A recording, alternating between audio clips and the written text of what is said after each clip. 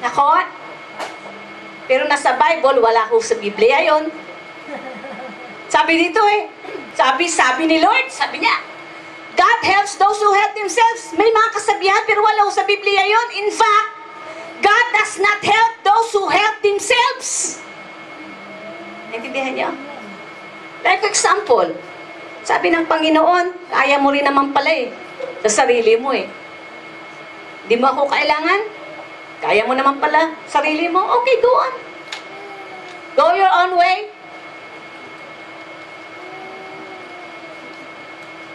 Sa kaisipan mo lang yon na God will help you dahil tinutulungan mo ang sarili mo.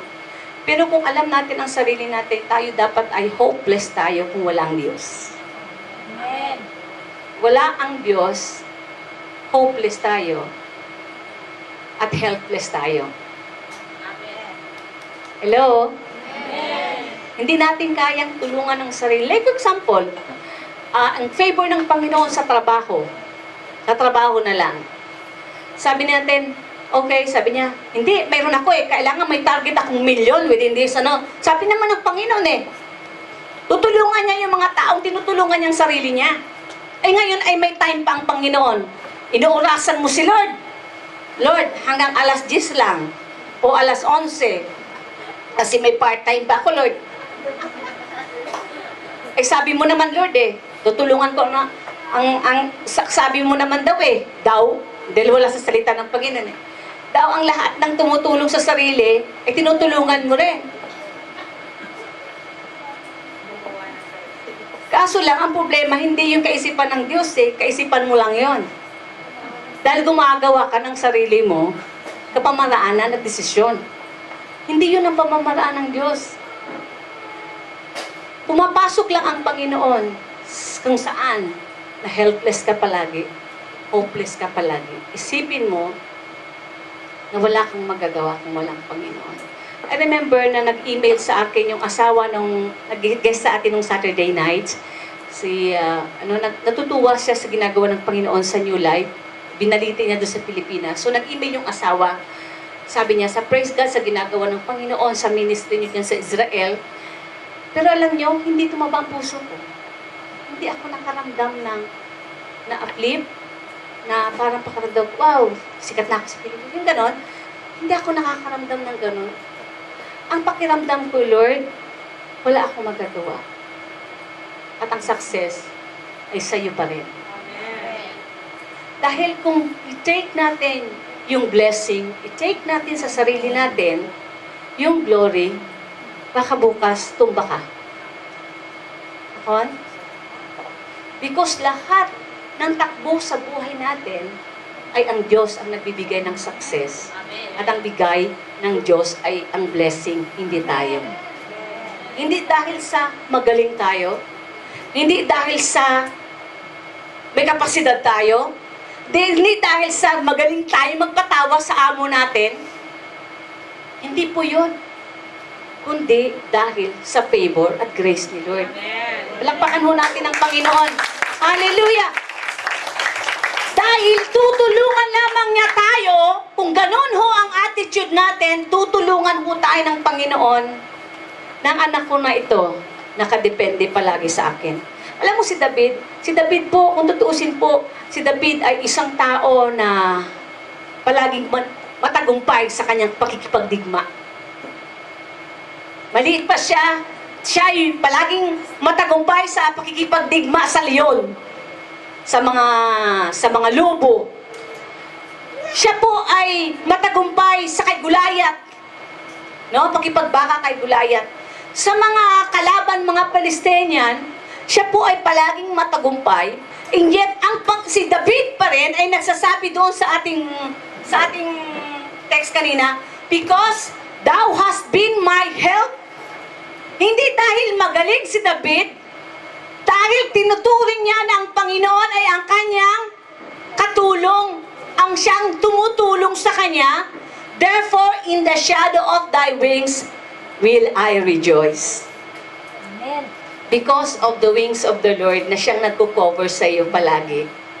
Kaya doon tayo ay nakakaramdam ng kapayapaan, nakakaramdam tayo ng kasayahan dahil sa shadow ng wings ng Panginoon. Hindi dahil na every time lang napupunta tayo ng simbahan, ay doon tayo spiritual. Diba? Diba may mga ganon? Pag sa simbahan lang tayo, napaka-spiritual natin. Pero paglabas natin ng pintuan, wala na. Pag bumalik ka na sa flat mo, ang usap ng mga ka-flatmate mo ay worldly, ikaw na rin, nakikipagsalita ka na rin ng worldly. Nakon? Hello?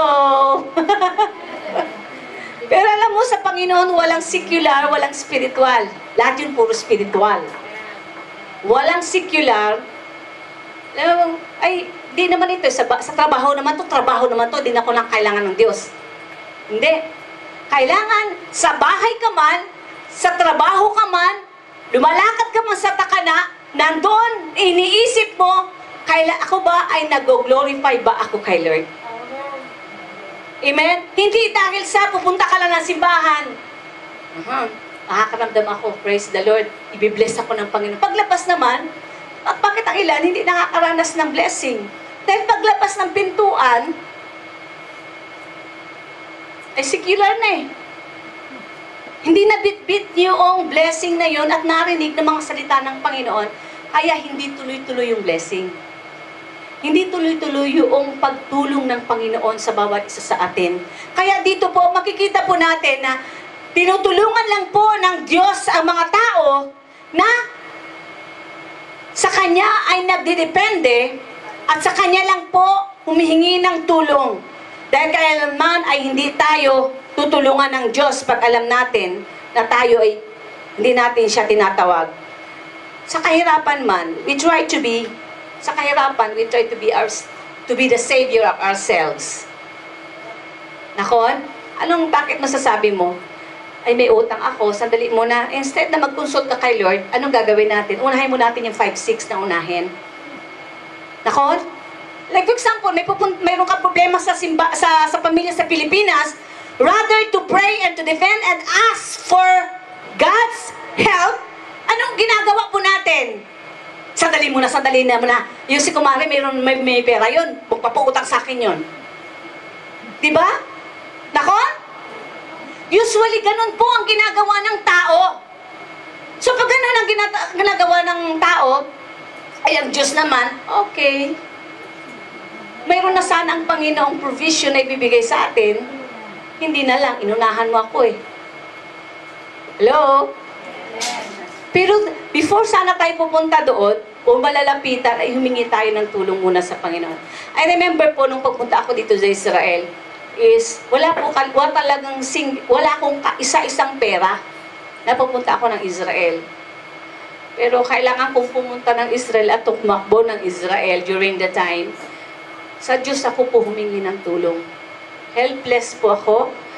Sabi ko, Lord, wala talaga ako. Ni kutiting na pera, wala ako. Dahil ang nagpapakain sa amin ay ang magulang ko. Yung time na yon.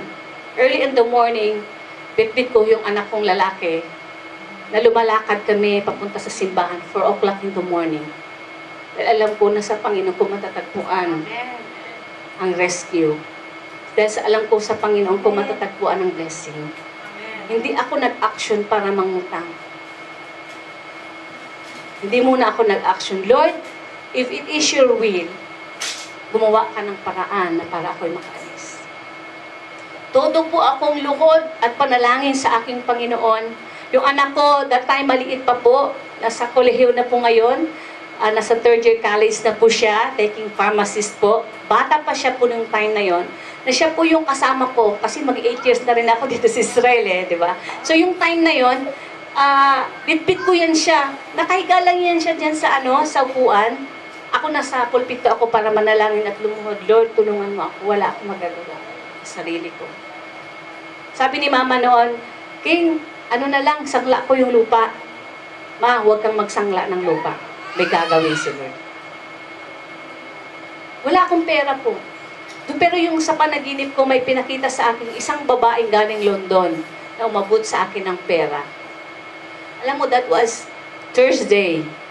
Pagka Sunday, nagsimba yung babaeng yung galing London.